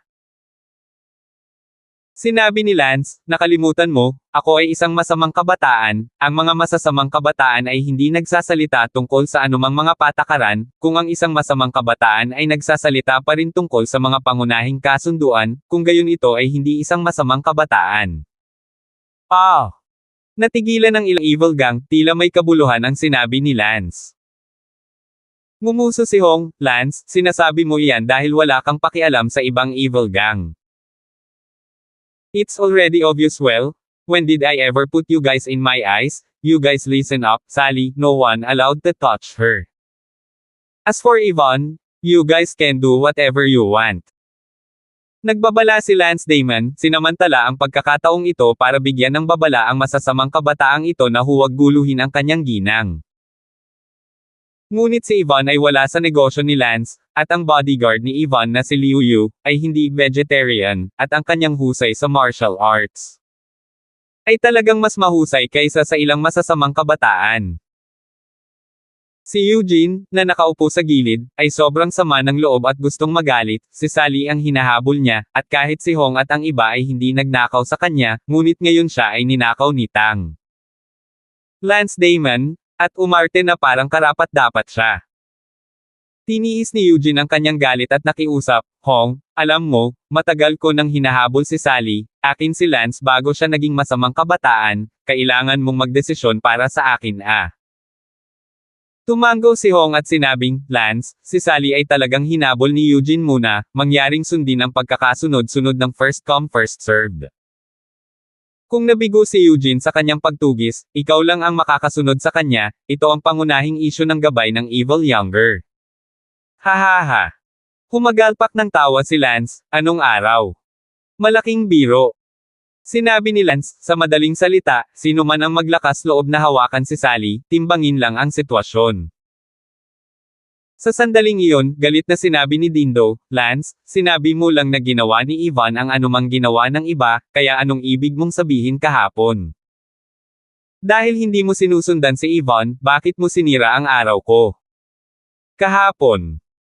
Hong, kailangan mo ring magdesisyon para sa akin, sinadya ni Lance na pahirapan ako. Sinabi ni Hong, Lance, paano mo ito ipapaliwanag? Explain my ass. Although I don't have any affection for Ivan, I have to admit maganda siya at hindi ko kayang makakita ng ganoon kagandang babae na dinungisan ng baboy, yun lang. Sabi ni Lance. Hinampis ni Dindo ang mesa at sumigaw, sino ang tinatawag mong baboy? Siyempre sinasabi kong baboy ka. Ikaw. Galit na galit si Dindo, ngunit ano ang magagawa niya kung hindi niya matalo ang isang tao at maliwanag na sinabi ni Lance na siya ay isang baboy. Sinabi ni Hong, Dindo, huwag kang matuwa, tiyak na bibigyan ka ng katarungan ng komite, maupo ka muna. Umikot si Hong, tumingin si Dindo sa mayabang na tingin ni Lance, talagang gusto niya itong saksakin hanggang mamatay. Sinabi ni Hong, Lance, hindi mo iginagalang ang Evil Younger ng ganito, kung ang iba ay hindi gumagalang sa iyo, mas mabuti ba ang pakiramdam mo? Lance, huwag na nating pag-usapan ito sa pagitan mo at ni Dindo. Sabihin nating hindi mo pinayagan lahat ng humawak kay Sally, pero alam mo, sa tingin mo ang humahabol lang kay Sally ay si Eugene. Mali, hinahabol lang siya ni Eugene sa mga kontrabida, bukod sa iilan kaming mga kontrabida, may mga henyo na master, may mga nangungunang estudyante, at may mga campus fanatic sa paaralan. Maraming tao ang humahabol kay Sally, at ito ay dahil sa malaking kompetisyon kaya dapat tayong mga kontrabida ay magsanib puwersa sa halip na makipagkompetensya sa isa't isa. Campus Fanatic Gang. Talagang hindi alam ni Lance na ang Palanan High School ay may mga baliw na kabataan sa campus bukod pa sa mga masasamang kabataan sa campus.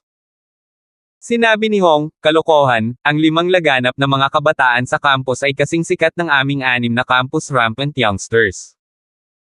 Ang kaibahan, kinasusuklaman kami ng lahat dahil ang mga kontrabida ay walang ginagawang mabuti. Ang Campus 5 Mad Youngsters ay iba, sila ay higit sa lahat ay galit na galit bago sila kilalanin bilang Mad Youngsters. Pinapawisan ako.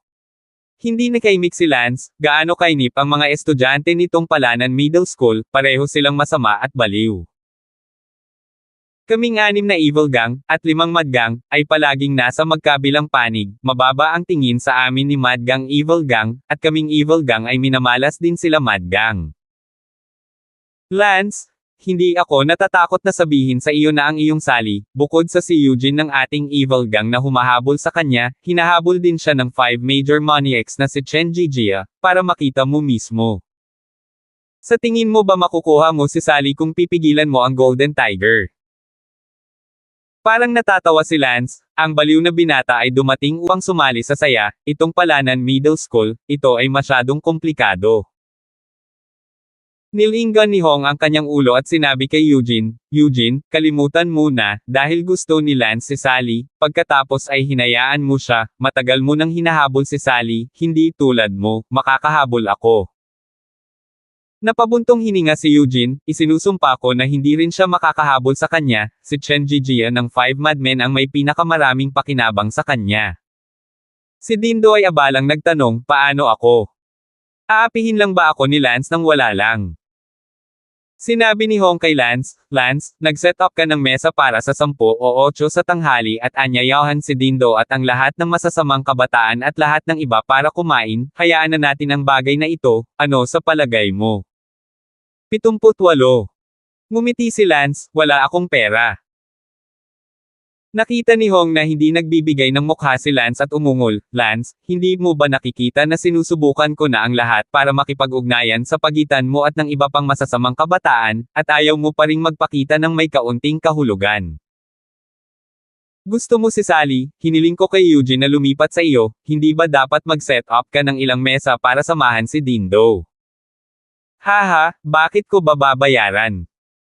Makatuwiran pa ba si Dindo sa panggagahasa ng mga babae? Tumawa si Lance. Galit na sinabi ni Linden, Hong, kita nyo? Walang pakialam si Lance sa Evil Youth Council, mas mabuting huwag na lang siyang kausapin. Sinabi ni Hong, Lance, paano kung bigyan ako ng pabor? Tumingin si Lance kay Hong, narinig ko na itong si Hong, minsan sa kakahuyan ng paaralan ay ginahasa ang tatlong magkakasunod na babae, kaya naman siya ang tinawag na numero unong masamang binata sa Palanan Middle School, paano kaya si Lance? Kasama nila, ngumuso si Lance, medyo posible pa rin kung hindi para sa mukha mo, pero kung para sa mukha mo, imposible talaga. Bumaba ang mukha ni Hong at umungal, Lance, kaya talagang lalaban ka sa lahat, labag sa pangunahing kasunduan ng ating masamang minorya. Hahaha, paano kung masira ko? Tanong ni Lance. Sumigaw si Linden, Lance, lahat tayo ay masama, ipinapayo ko sa iyo na huwag maging masyadong mayabang. Paano kung mayabang ako? Linden, kailangan mo lang tandaan na Lance ang pangalan ko, kung feeling mo may lakas kang paglaruan ako, walang pakialam si Lance Damon na samahan ako hanggang dulo, hehe. Lance Damon gustong-gusto kong kumilos laban sa mga nag-iisip na sila ay may higit na kakayahan. Nakita ni Linden ang walang takot na tingin ni Lance at ang kanyang katawan ay nanginag. Isang segundo upang tandaan na basahin ang libro. Sinabi ni Hong, Lance, huwag kang masyadong mahigpit, sa tingin mo ba ay maaari kang manligaw ng kahit sino mag-isa? Alam mo ba kung gaano karaming maliliit na kapatid ang mayroon ako? Ang mga henyo na eksperto sa paaralan ay hindi man lang nangangahas na guluhin ako, ano ka ba, gusto mo talagang pilitin akong tumawag sa isang tao? Sinabi ni Lance, walang masama, maaari mong tawagan ang lahat ng kakilala mo, walang pakialam si Lance Damon na makipaglaro sa iyo. Oh, hahayaan ko kayong maunawaan na si Damon ay hindi kailanman nagsasalita ng walang laman na mga salita. Mayroon akong 100 paraan upang gumawa magstay kayo, pero kayo, wala na akong magagawa. Ikaw. Nakikita mo, ang ganitong uri ng tao, wala nang masasabi pa. Galit na galit si Dindo, orihinal na nag-imbite si Lance ng 10 o 8 upang bigyan siya ng tawad, maaari rin niyang kalimutan ang tungkol sa bagay na ito, maaari rin niyang ipaliwanag sa kanyang mga magulang sa bahay, para hindi siya masyadong mahiya, ngunit sino ang nakakaalam, hindi man lang ibinigay ni Lance ang mukha na ito. Hindi man lang niya ibinigay ang mukha ni Hong at sinabi ang mga mayayabang na salita. Tumayo si Linden at sinabing may malungkot na mukha, Lance, nabalitaan ko na napakahusay mo sa martial arts at silang tatlo ay hindi makakapareha sa iyo, dahil sa sobrang tawgi mo, dapat ay sobra kang kumpiyansa, kaya hayaan mo na. Natuto ako sayo. Tumawa si Lance at bumantong hininga, anong klaseng pas ang may 3 paa ang sinusubukang matutunan ng aking mga kasanayan sa martial arts? Anong sabi mo? Baka hinahamak mo ako. Tumaas ang kilay ni Linden at nagtanong. Tumanggo si Lance, mayroon ka pa ring kamalayan sa sarili na malaman na minamaliit kita. Ikaw. Galit na galit si Linden, hindi niya inaasahan na talagang minamaliit siya. F***CQ? Lance, matagal na kitang tinitiis. Natitiis lang kita, at kapag gusto ni Hong na bigyan ka ng pagkakataon na humingi ng tawad, kikilos na sana ako. Turuan kita ng leksyon. Hinampis ni Linden ang mesa. Sabi ni Lance, mukhang kailangan ko kayong labanan ngayon. Lance, itinuring ko na ikaw ay may kamalayan sa sarili at alam kong walang mas kaunti sa pakikipaglaban sa akin. Ginamit din ni Linden ang parehong mga salita pabalik kay Lance. Hahaha, pagsisisihan mo na inaway mo ako. Nagsisisi ba ako sa iyo? Sumugod si Linden patungo kay Lance. Walang sinabi si Hong sa sandaling ito, sa katunayan, matagal na niyang tiniis si Lance, ngunit naramdaman niyang hindi madaling pukawin si Lance, kaya naman hindi na siya umatake sa simula, isang pagkakataon muna si Lance Damon, at sinusubukang iwasan ang isang masamang away kung magagawa niya. Ngunit hindi ko inaasahan na si Lance ay napakalayo ng kanyang mga paa na hindi man lang siya mag-imbite ng ilang mga mesa upang humingi ng tawad, at siya ay gumawa pa ng kabaliwan. Pahayag. Sa sandaling ito, dahil hindi na kayang tiisin ni Linden si Lance, maaari niyang samantalahin ang pagkakataong ito upang makita kung talagang malakas si Lance. Nakatuon ang lahat kay Linden, lalo na sina Eugene, Dindo at Mason, na gustong maturuan ng leksyon si Lance na patayin ang kanyang kapangyarihan, sa hindi pagbibigay ng pakialam sa ibang mga kabataan. Sumugod si Linden sa harap ni Lance at biglang noontog ang ulo niya kay Lance. Ang pinakamalakas na martial art ni Linden ay ang Iron Head Kung Fu, at ang kanyang ulo ay kasing tigas ng bato. Hinawakan ng kamay ni Lance ang tuktok ng ulo ni Linden sa isang iglap at nahirapang umusad ang ulo ni Linden. Hinawakan ni Lance ang ulo ni Linden at inihagis ito sa bintana. Klang! Nabasag nito ang salamin at inapon siya palabas ng bintana. Ah! Nagulat ang ilan sa mga kontrabida, ang ulong bakal ni Linden ay walang silbi sa harap ni Lance, sabay-sabay siyang itinapon. Tumingin si Lance kay Hong, pagkatapos ay iniwas niya ang kanyang mga mata kay Dindo, Eugene, at Mason, at sinabing, sino pa ang nandoon?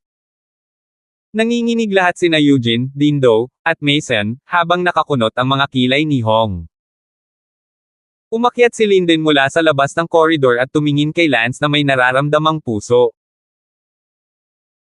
Tahimik ang eksena, wala man lang nagsalita hanggang makalipas ang ilang minuto, binasag ni Hong ang katahimikan at bumantong hininga, Lance, magaling ka talaga sa dalawang bagay, hindi nakakagulat na matapang ka sa akin.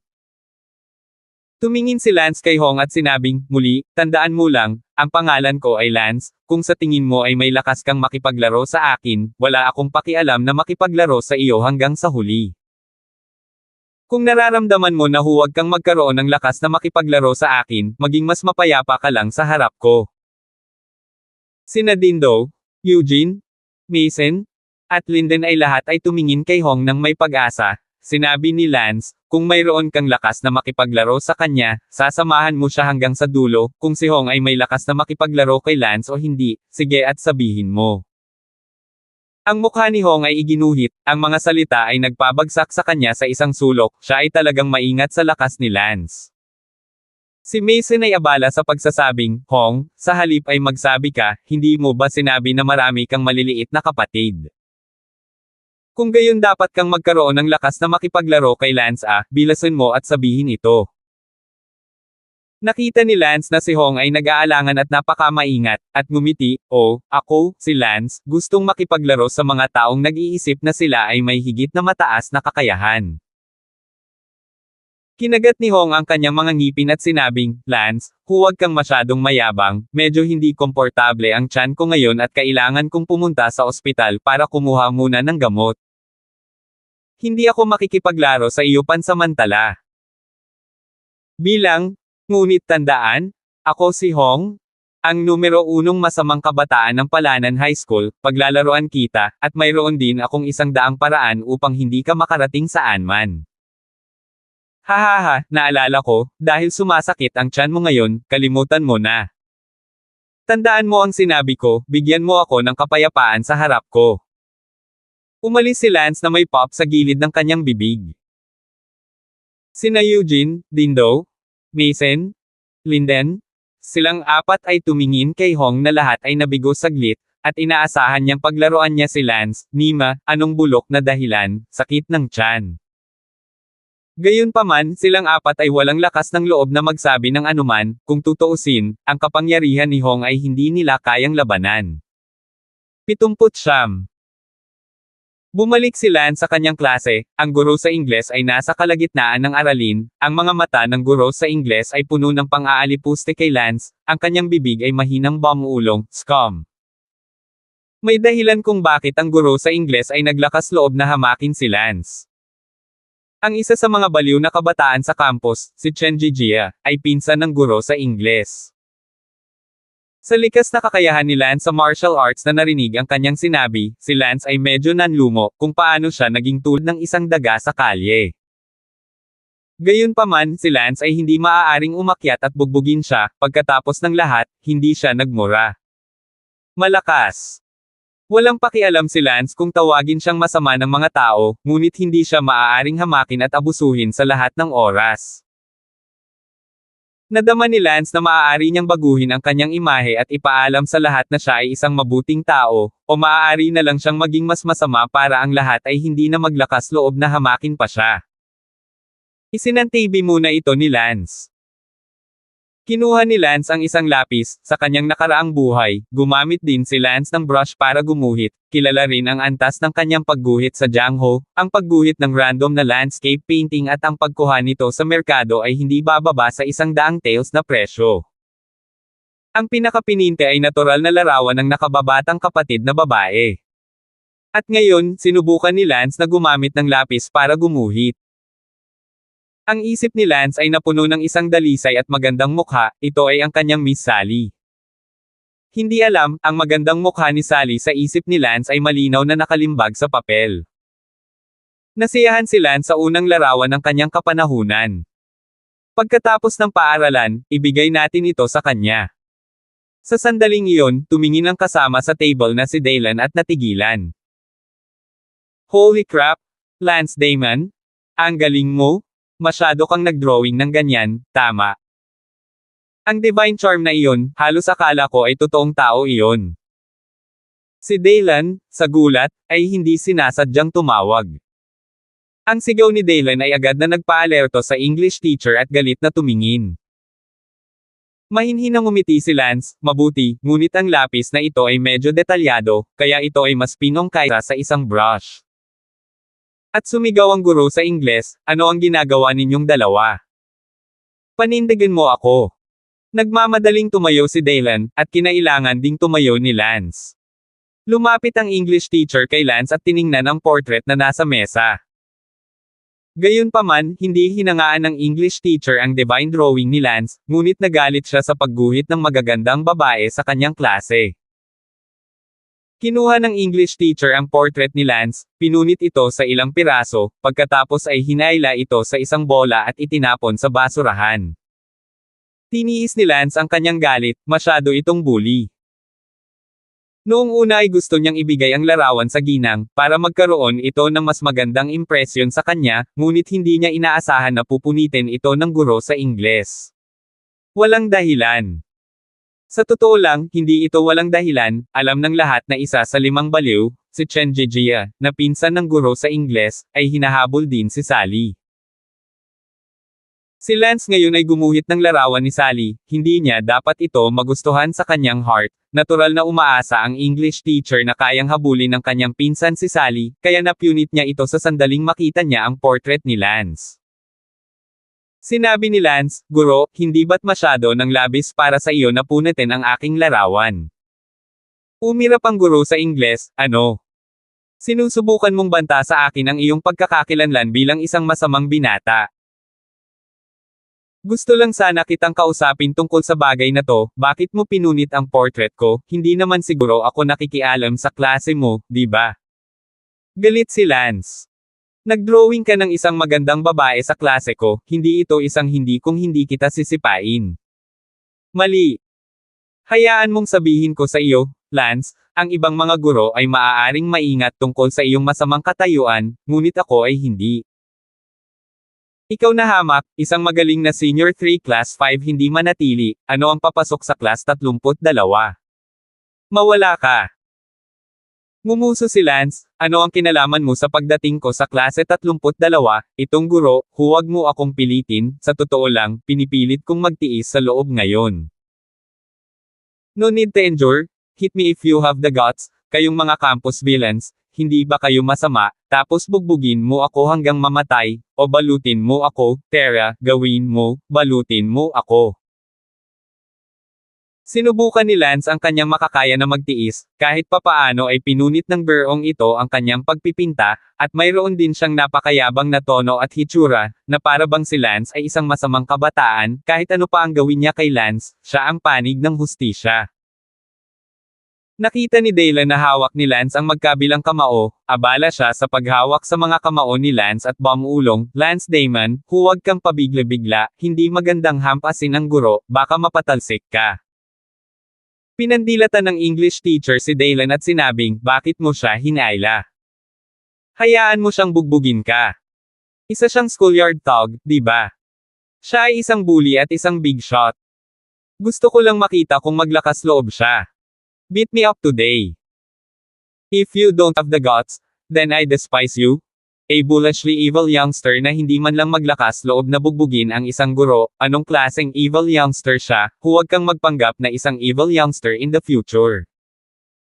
In the future, just be honest in my class and don't give me any meaningless things to do. Sinabi ni Lance, "Itong guro, pinunit mo ang aking larawan sa una. Sinabi ko lang kung ito ay sobra o hindi, at hindi nagsalita ng anuman, ngunit ikaw, cannonballed ka upang salakayin ako, sinabi ko ang isang pangungusap, ikaw sabi ni 10, hinala ko ngayon na ikaw ang mabisyo na bata sa paaralan." Sumigaw ang guro sa Ingles, "Huwag kang mapilit sa akin." Tumawa si Lance, "Okay, sa pagkakataong ito ay nagtiis siya, na ginawa siyang hindi tunay na bisyo na bata." Lance nagpunta sa silid-aralan tumpok ng basura, lamang itinapon na bola ng papel upang kunin ang portrait at pagkatapos ay nakadikit ay, "Huwag mag-abala sa isang guro pangkalahatang kaalaman." Nakita ng English teacher na si Lance ay naglakas loob pa ring kunin ito, ang kanyang mukha ay nakakross, kinuha ang papel na bola, humiga, at itinapon ito sa labas ng bintana. Tumingin si Lance sa English teacher na may maalab na tingin at galit na sinabi, "Nakakabuli." Ang pinsan ng English teacher ay isang campus mad youngster, natural na hindi natatakot kay Lance itong mga campus na masasamang kabataan. Ang mga baliw na kabataan ay ang kaaway ng mga masasamang kabataan. Hinubad ni Daylan ang mga damit ni Lance at sinabihan si Lance na huminahon. Tahimik na tumingin ang klase kay Lance, iniisip na talagang matapang ang English teacher na hindi matakot makipag-away sa mga masasamang kabataan. Siyempre, alam nating lahat na napakatapang ng English teacher dahil ang pinsan niya ay ang math major, kung hindi. Dapat siya ay katulad ng ibang mga guro na hindi naglakas loob na saktan ng evil major. Ang guro sa Ingles ay umungal, "Behave yourself, or else get lost. What else is the scum reading and polluting the campus? Sit down. I have to go to class." Si Daylan ay abala sa pag-upo at hinayla din si Lance pababa. Naglakad pabalik sa podium ang English teacher. Sa sandaling iyon, ang klase ay sumabog sa isang napakalakas na palakpakan. Pakpak. Ang palakpakan ay umalangaw-ngaw sa class 32, malinaw naman, ito ay dahil nakita ng lahat ang guro ng Ingles na matapang na nakikipaglaban sa masamang kabataan, nakikipaglaban sa masamang batang si Lance, na naantig ng walang takot na espiritu ng guro, ang masamang kabataan ay nakikipaglaban din. Napakalamig ng pakiramdam, hindi maiwasang pumalakpak. Sige, stop applauding. Go on with your lessons, don't let this scum affect your lessons. Tumawa ang English teacher. Natahimik ang klase at nagsimulang pumasok sa klase. Gayunpaman, nakaramdam si Lance ng paninikip sa kanyang dibdib. 80. Bakit? Bakit ganoon, eksakto? Hindi ako natatakot na gampanan ang papel ng isang taunan, ninakawan ng mayayaman at nagbibigay sa mahihirap, ngunit para din tumulong sa hustisya, pumatay ng mga tao upang bayaran ang kanilang buhay, hinayaan ko ang aking sarili sa kawalan ng katarungan. Ngunit hindi kailanman makikilala ng mga tao sa mundong ito. Ang unang bagay na kailangan mong gawin ay tingnan ang mga pinakabagong produkto na magagamit sa merkado. Ang girong ito, nang walang anumang dahilan, ay pinunit ang aking larawan at ininsulto ako, but I put up with him. But he gets applause and cheers from the whole class. Why on earth is that? Ang puso ni Lance ay napuno ng kawalan ng katarungan, ang iba ay may kawalang katarungan, siya ay naging isang taunang pulang alikabok upang humingi ng hustisya para sa kanila, ngunit ngayon siya mismo ay nagdurusa sa kawalan ng katarungan, ano ang dapat niyang gawin? Ako ang numero 1 pinakabata sa mundo. Sa aking mundo, ako ay napaka-glamorous, napaka-chivalrous, na hindi sumasamba at humahanga. At ngayon, ako ay naging tulad ng isang daga sa kalye, katawa-tawa. Ako ba willing ba talagang maging ganito? Hindi ako natutuwa tungkol dito, at kung ganoon, hindi ko na kailangang itago ang natitira sa aking panloob na kabanalan. Hindi ba lahat ng tao ay tumatawag sa akin ng isang hindi gaanong kasamaan? Ginawa ko ba ang lahat ng mga maling bagay? Ako ba ay hindi mabuting tao? Mabuti, ako, si Lance, ay gagawin ang gusto mo, ako ay magiging isang mas mababang kasamaan na magpapanginag sa iyo. Bang! Sa pag-iisip nito, biglang hinampas ng lakas ni Lance ang mesa, na ikinagulat ng buong klase na nasa klase. Tumayo si Lance, ang kanyang mga mata ay puno ng walang takot na tingin, na para bang ang mundo ay wala sa kanyang mga mata. Sa sandaling ito, si Lance ay tila bumalik sa kanyang dating buhay. Nang siya ay dumating sa mundong ito, siya ay masyadong stoic, kaya naman nawala yung original self niya. Guro, ano ba, ang mundong hindi niya kailanman inilagay sa kanyang mga mata? Lance, anong ginagawa mo? Sigaw ng English teacher, ngayon ay mas matapang na naman siya kaysa kanina. Tutal, si Lance ay nakahawak lang sa kanya at walang lakas ng loob na magsalita. Walang gustong magsalita si Lance at diretsyong naglakad papunta sa podium. Nang makita ng English teacher si Lance na papalapit, tila natakot siya. Hinawakan ni Lance ang kwelyo ng English teacher sa buong view ng lahat at sinabing, kung igagalang mo ako ng isang paa, igagalang kita ng isang paa, kung hindi mo ako iginagalang, bakit kita igagalang? Tandaan ang website na Konsyo 8. Net. Bang! Pagkatapos sabihin iyon, sinuntok ni Lance ang English teacher sa tiyan. Marami sa mga babae sa klase ang biglang napahiyaw sa gulat. Puff! Ang guro sa Ingles ay bumulwak ng isang subo ng dugo, ang mabilis na paningin ni Lance ay nabaluktot ang kanyang ulo, at ang dugo ay hindi nagwisik sa kanya, ngunit sa ilang mga estudyante sa harap na hanay, kabilang si Sally. Hindi pinalampas ni Lance, kaya sinuntok niya ito at pagkatapos ay pinakawalan ang English teacher. Nahulog ang English teacher sa ilalim ng podium na nakatikip ang tiyan. Tumayo si Lance sa podium, at ang lahat ng estudyante sa klase ay tumingin kay Lance ng may kaba. Sinabi ni Lance, tandaan, kayong lahat, hindi ibig sabihin na nagtitimpi ako ay wala akong init ng ulo.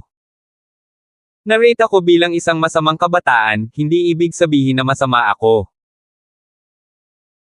Tao, para sabihin sa iyo ang totoo, ako, si Lance, mula nang ako ay dumating sa mundong ito, hindi ko kailanman inilagay ang lahat sa inyo. Anong masamang bata, anong baliw na bata, anong henyo ang eksperto, anong mayaman na ikalawang henerasyon, anong gintong babae, ano palanan middle school, ano ang London City, hindi ka kailanman inilagay ng batang ito sa aking paningin. Kaya, nagtitiis ako, yumuko ako para makipagkompromiso, hindi ako makapaniwala, at tinatawanan ko ang lahat ng iyong katwiran sa sarili. Ginawa ko ang naisip ko ako ay magalang, kumilos ako sa sarili kong puso, ngunit hindi ko inaasahan na ang aking mababang profile ay kukunin bilang duwag, bilang isang katatawanan, o kahit bilang isang psychopath.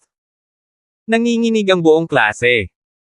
Masyadong mayabang ang mga salita ni Lance, anong masamang kabataan, anong masamang kabataan, anong henyo ang eksperto, anong mayamang ikalawang henerasyon, at kung ano ang palanan middle school, London City, lahat ay walang pakialam. Hindi man lang inilagay ni Lance ang London City sa mga mata niya, ano ang tingin niya sa sarili niya. Sa wakas, talagang nabigla ang lahat sa katapangan na lumitaw si Lance sa sandaling ito, natatakot ako na walang sinuman sa buong palanan middle school ang nang-ahas na magsalita ng ganoong mga salita, kahit ang buong lungsod ng London. Tumingin si Lance sa English teacher na bumagsak sa lupa at umungol, at ikaw, mas mababa ang respeto ko sa iyo, tinitiis kita ng may paggalang, ngunit kinuha mo ang aking imahe ng isang masamang binata, ang pagkakakilanlan ng isang hamak na tao. Mag-aaral, at tinapakan ito ng walang kabuluhan. Kung sa tingin mo ay may lakas kang paglaruan ako, si Lance, ay walang pakialam na tretuhin ka bilang isang karibal, sigurado ka bang may kakayahan kang maging karibal ko? Kung hindi, saka bawasan mo ang galit mo sa akin. Pagkatapos sabihin iyon, umalis si Lance sa podium at direktang lumabas ng klase. Natarante ang class president at kinuha ang English teacher, tinulungan siya ng ilang estudyante na buhatin at ipinadala sa infirmary. Sa oras na iyon ay bumalik si Eugene, hindi alam kung ano ang nangyari, isang tanong lamang upang malaman, lumabas na si Lance ay gumuhit ng isang magandang babae sa klase, ang guro sa Ingles ay sobrang inis, pinunit ang guhit ni Lance ng isang magandang babae. Ang resulta ay tinamaan si Lance, tila hindi gaanong nasugatan. Nagulat din si Eugene, nang ahas si Lance na hayagan na hampasin ang guro, bagamat nataman din siya, ngunit iyon ay isang lihim na laban. Pagkaalis ni Lance sa silid-aralan, sa damuhan sa ibaba, sa wakas ay natagpuan niya ang kanyang pagpipinta pagkatapos ng ilang minutong paghahanap. Si Lance ay abala sa pagbabalik nito sa silid-aralan, pagsasama-sama ng mga piraso ng paisa-isa. Kumuha si Daylan ng pandikit at nagboluntaryong tulungan si Lance na idikit ito. Ang lahat ng mga estudyante sa klase ay nanginginig sa takot, hindi nang ahas na tumingin muli kay Lance. Mabilis itong idinikit, ngunit tila naalarma ang paaralan, sa pagdating ng direktor ng Departamento ng Edukasyon, ang prinsipal, at ilang iba pang mga pinuno. At si Lance ay seryoso pa ring dinidikit ang kanyang larawan. Pumasok ang punong guro sa klase at galit na sinabi, "Lance, ikaw ay talagang walang batas." Dinaikit ni Lance ang kanyang larawan, itinupi ito, inilagay sa kanyang bulsa, at sinabing, "Pinipunit niya ang aking larawan, at higit sa lahat, walang habas niyang tinatapakan ang aking dignidad, hindi ba dapat siya ay bugbugin?" Isang portrait lang, Lance, masyado ka nang lumayo. Ngumuso lang si Lance, may iba't ibang pananaw ang mga tao, kailangan lang ni Lance na maging tama sa kanyang sarili. Ang direktor ng pagtuturo ay walang sinabi, gayunpaman, ang direktor ng pagtuturo ay nalilito, si Lance ay isang medyo matino at makatuwirang tao noon, bakit siya ay medyo hindi makatwiran ngayon? Bumantong hininga ang punong guro, "Lance, mas mabuting ipagdasal mo na walang mangyari kay Teacher Chen, kung hindi, kailangan mong bantayan ang iyong sarili." Walang ekspresyon ang mukha ni Lance, hindi man lang niya pinakinggan ang banta ng principal, ganoon pa rin ang mga salita, hindi man lang niya inilagay ang buong London City sa kanyang mga mata, ano ang kinakatakutan niya. Maya-maya ay umalis na ang punong guro at ang iba pa. Nilakasan ni Sally ang kanyang loob at naglakad papunta kay Lance, sa pagkakataong ito kahit na alam ng buong klase ang tungkol sa relasyon nila ni Lance, kailangan pa rin niyang pag-alitan si Lance, bilang bodyguard niya, binugbog ang guro, isang kahihiyan para sa kanya. Kanyang ama. "Lance, sumama ka sa akin sa bubong, may sasabihin ako sa iyo." Sabi ni Sally sa may kinikilingan na tono. Sabi ni Lance na may blankong ekspresyon, paumanhin, "Wala ako sa mood ngayon." Ano?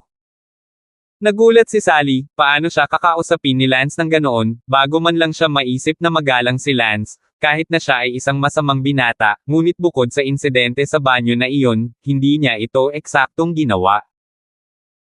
Gumawa ng anumang masamang gawain laban sa kanya pagkatapos noon, lalo pat malamig na magsalita sa kanya.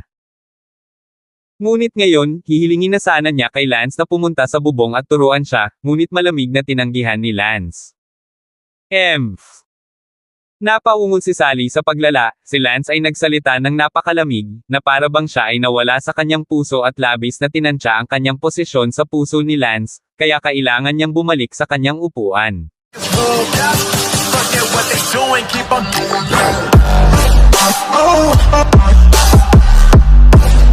Oh,